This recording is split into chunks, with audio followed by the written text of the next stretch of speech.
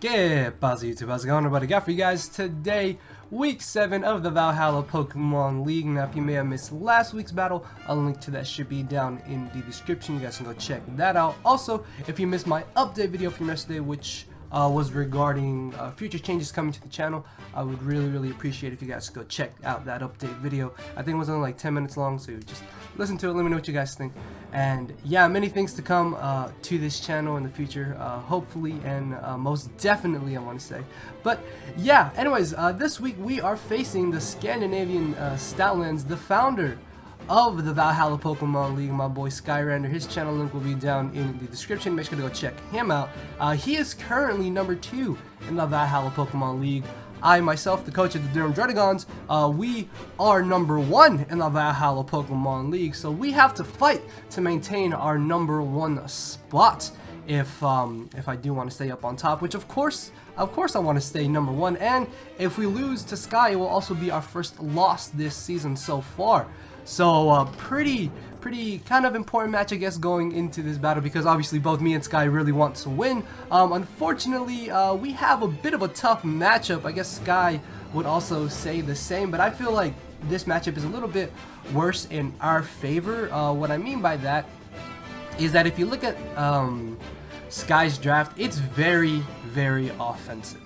Mine is leaning more towards a bulky offensive playstyle, while Sky's team is very offensively based. So this is the squad of 6 that I'm bringing for this week's match, and this is the 6 I think Sky is most likely going to bring.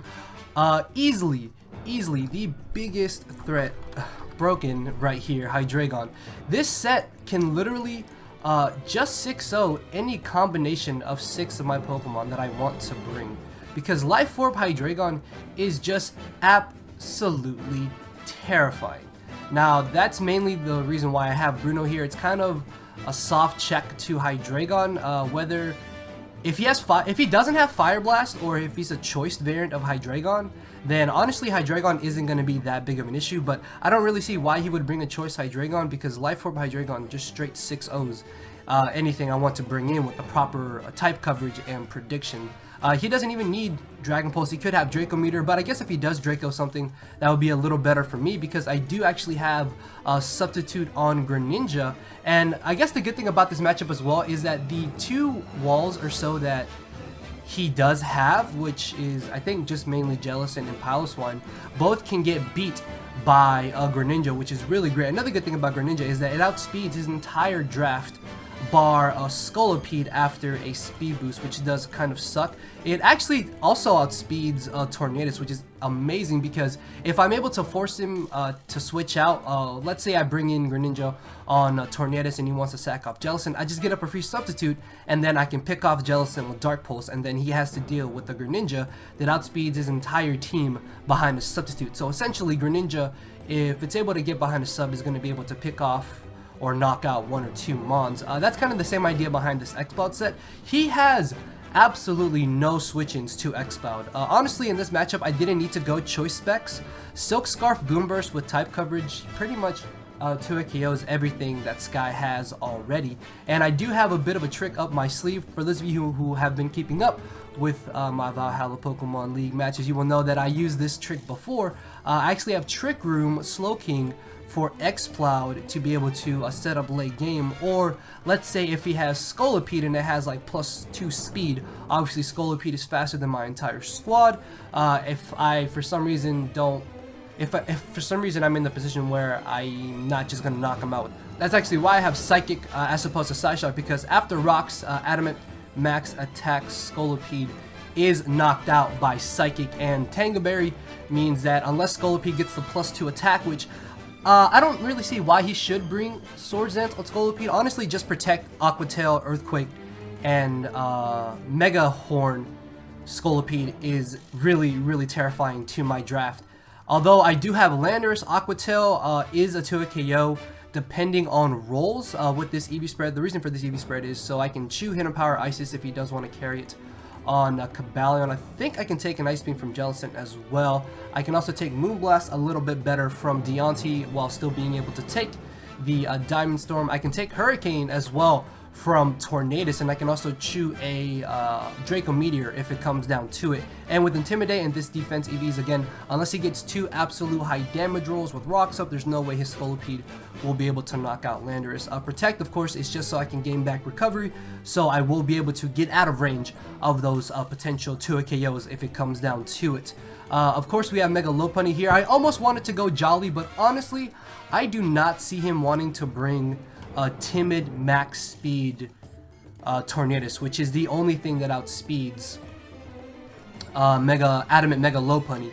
So I know that's a little bit of a risky thing to kind of bank on, but I'm really sure he's not going to want to bring that, because he should want to bring Assault Vest to be able to check X-Cloud and Greninja, which do apply a lot of pressure to his draft, as well as Lopunny being able to outspeed everything and then chipping away at them with a Fake Out. And I did want to have Spikes, but I honestly thought that sub 3 attacks Greninja would be a lot better than Substitute Surf over Hydro Pump, because there's not really too many important rolls that I miss out on with Surf that I would miss out on Hydro Pump. So essentially, I don't knock anything out with Hydro Pump that I wouldn't knock out with Surf after a bit of prior damage already.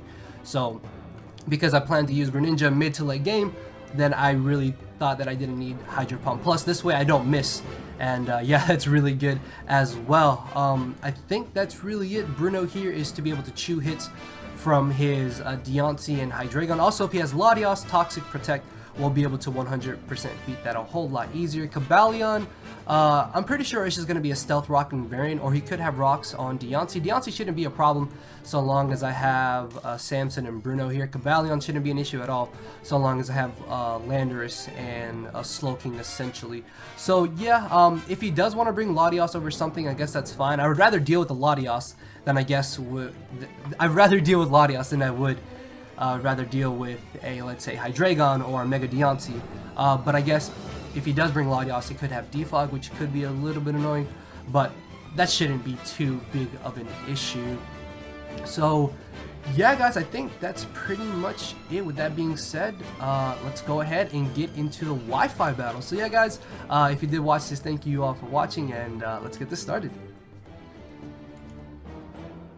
Alright, so for those of you who may have not seen the team building portion of this, Sky actually did end up bringing all 6 of the Pokemon I thought he would bring. I thought that maybe he would want to bring Latios over Cobalion more, because my draft does kind of struggle against Dragon Spam if he did want to go down that route. Luckily though, he brought Cobalion, and honestly, Cobalion shouldn't be an issue at all. I'd rather deal with Cobalion than deal with Latios. I guess Swords Dance Cobalion could be a bit of an issue, but I do have Landorus for it, so I'm not too concerned about it. So going into this match, obviously the #1 threat is Hydreigon.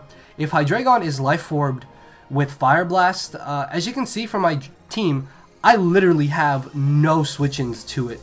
So I need to find out what kind of Hydreigon set that is, and I need to apply a lot of pressure with Mega Lopunny, because if you look at his team, nothing is going to take Return or High Jump Kick relatively well unless they resist it. And if they resist Return, I have High Jump Kick, and if they resist High Jump Kick, I have Return. So Mega Lopunny is going to be huge in this battle. Of course, Mega Lopunny does get scrappy, which is why I'm not concerned about missing High Jump Kick on Jellicent, because we will be able to hit it.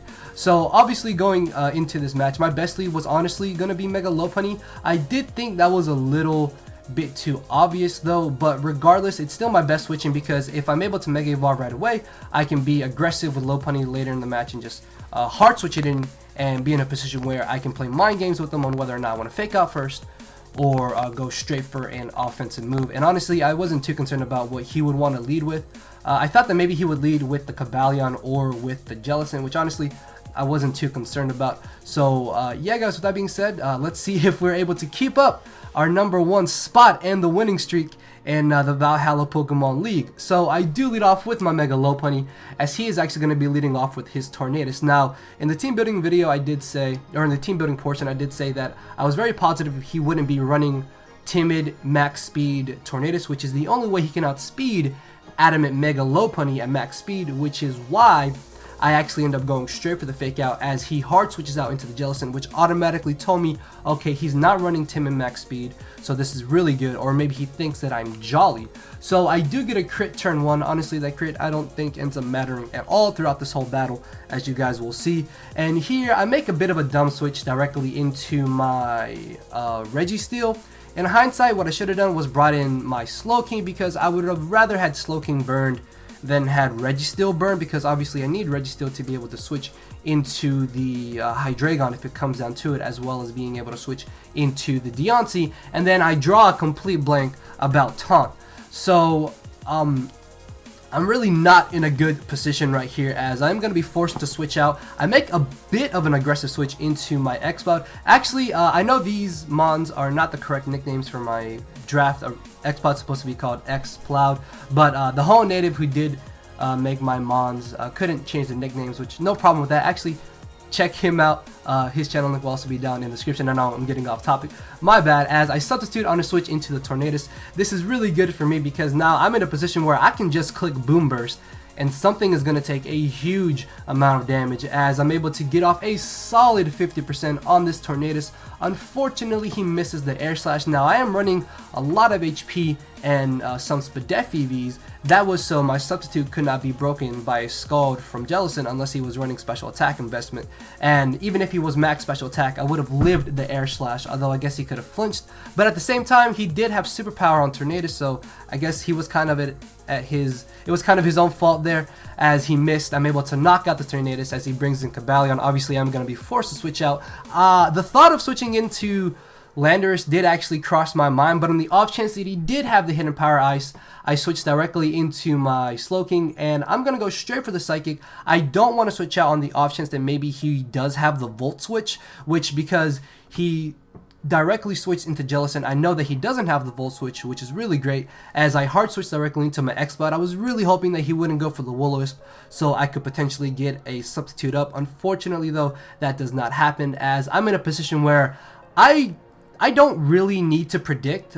While the switch into Deontay was a little obvious, I really don't need to go for Surf, because if he feels ballsy enough, he could just leave in Jellicent to knock me out with the Scald with a combination of burn damage. But no, he does make the safe switch into the Deontay, and because he's been playing kind of safely here, I'm positive in the fact that he's going to go for the Protect. So predicting that in hopes to maybe save my X-Cloud later in the match to maybe do some damage in Trick Room, I hard switch directly into my Samson, as he does end up going for the Protect. And now I'm going to go for the Psychic. Actually, no, sorry, I actually double switch here.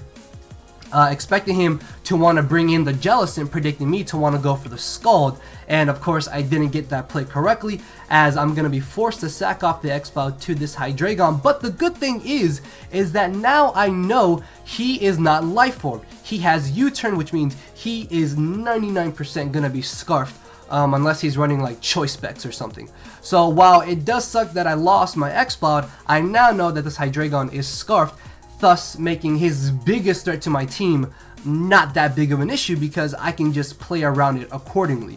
So as he knocks me out with the U-Turn, he brings in the Scolipede as I get a free switch into my Landorus. On the off chance that he wanted to go straight for the Aqua Tail, I go for the Earthquake, as it reveals to have the Toxic, and because this Earthquake did only about 45%, I'm very positive that he is a defensive Scolipede, so expecting him to want to go for the Protect and not risk switching into Deontay here, I am going to go ahead and take this opportunity to get in my rocks, which are going to be really great throughout this whole match, because as I said, I need to chip away at his team if I want Greninja to be able to sweep late game in this match.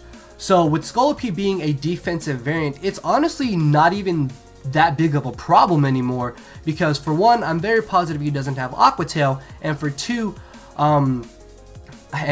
and second off, I still have Slowking to be able to chew a Mega Horn and knock it out with the Psychic. So he ends up going for the Earthquake.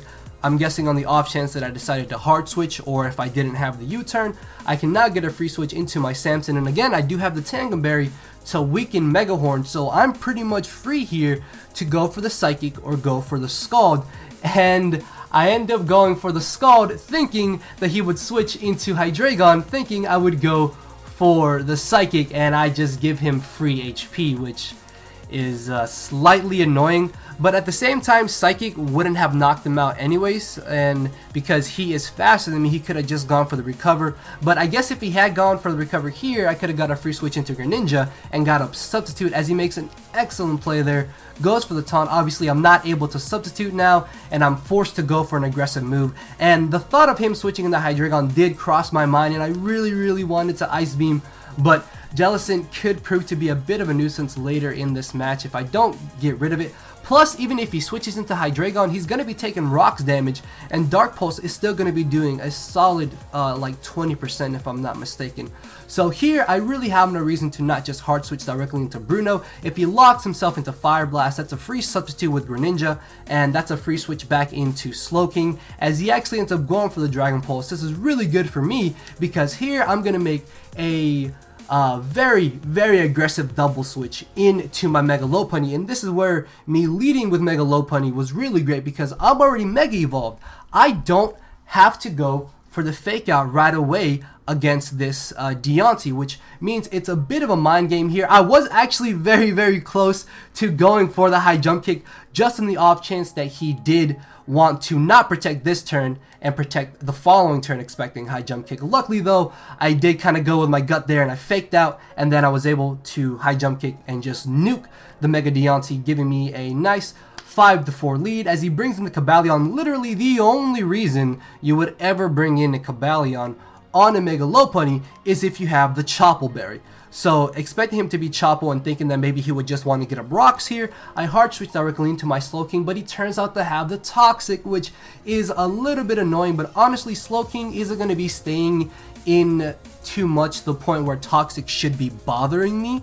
As he switches into the Hydreigon, I do go for the Psychic, thinking that maybe he would want to bring in the Jellicent, but no, this time he brings in the Hydreigon, and now I'm in a very tough scenario, and I do make a bit of a ballsy play here, and I stay in, hoping that maybe he would go for the U-turn, thinking I would switch into my Registeel. Plus, I knew that if he did want to go for Dark Pulse, unless he was Choice Specs, there's no way he's going to knock me out, as I am able to take the Dark Pulse with Regenerator. I will be at enough HP to where I can still easily take a Mega Horn from the Scolipede if it comes down to it, and I make another aggressive switch directly into my Mega Lopunny, because Mega Lopunny just applies so much pressure to Sky's team, and because he's locked into Dark Pulse, I know for a fact that he's not going to risk trying to flinch me, and I can basically get another KO here with any move I want to go for. And I was a little bit iffy on whether or not Return was actually going to knock out the Jellicent. I guess this is where that crit may have mattered, but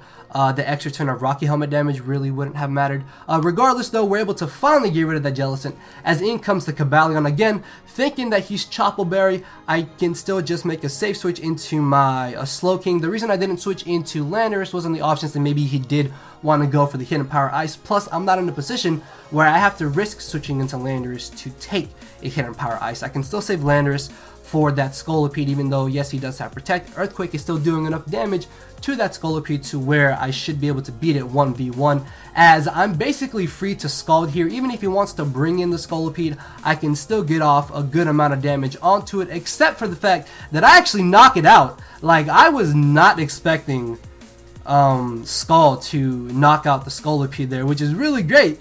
It kind of sucks though that I didn't get to use my Tango Berry, but it's fine. As he brings in the Cobalion, I think I end up switching out here because I really don't have to leave in Slowking here. I can still leave Slowking at a solid amount of HP. If I need to, I can also get up a Trick Room, hopefully, so my Greninja and my Lopunny can outspeed the Hydreigon if it's his last Pokemon. So he reveals the X Scissor as I bring in my Landorus. I know I will be able to easily chew a Hidden Power Ice because I am a careful nature Landorus, and I'm running a bit of Def EVs, as he is going to end up going for the HP Ice, and I think it may actually, yeah, it is a 2-hit KO. Okay, for some reason I thought it wasn't going to be a 2-hit KO, but it is a 2-hit KO. As Earthquake just barely fails to knock him out. That's okay though, because all I have to do at this point is just sack off Landorus, get a free switch into my Lopunny, and then as I knock out Cobalion, he brings in a Hydreigon. I sack something off to Hydreigon, and then I can just bring in Lopunny to double fake out it after sacking something else off, and that's pretty much going to be the match, except for the fact that he over predicts here. I guess maybe thinking I would want to bring in Registeel, not really too sure why, but U-Turn is able to knock him out after the -1 defense drop, and at this point it's 5 against 1, and Hydreigon, even if it was Life Orb, would not be able to pull out the victory at this point. And because I do have Adamant Fake Out on my Lopunny after Rocks, Fake Out will be an easy 2 KO at the range of HP that the Hydreigon is at. So he is going to come in, get flinched, and now I'm just going to sack off Landorus, bring back in Mega Lopunny, and Fake Out again, and that is going to be the 4-0 victory in the Durham Druddigons' favor. So I was really nervous going into this battle, but I guess that's kind of the cool thing about League matches. Like I said, if he had Life Orb Hydreigon instead of Scarf Hydreigon, I'm pretty sure he would have done a little bit better in this match. And then if he had Life Orbed offensive Scolipede, he probably would have been able to apply a whole lot more pressure to my team throughout this match. But luckily I was able to figure out what sets Hydreigon and Scolipede were, and then play around them accordingly. And yeah, all in all, I think that was a really fun and good match. We are still #1 in the Valhalla Pokemon League going into week 8, so hopefully week 8 we can win again and finish off this season undefeated. And yeah, if you guys may have missed my upload from yesterday, which was an FD video, or my previous league matches, I'll link to those are down in the description, and all that shenanigan. Thank you all for watching, guys. You know what to do. With that being said, I will hopefully see you all tomorrow. So thank you all for watching. Later, everybody.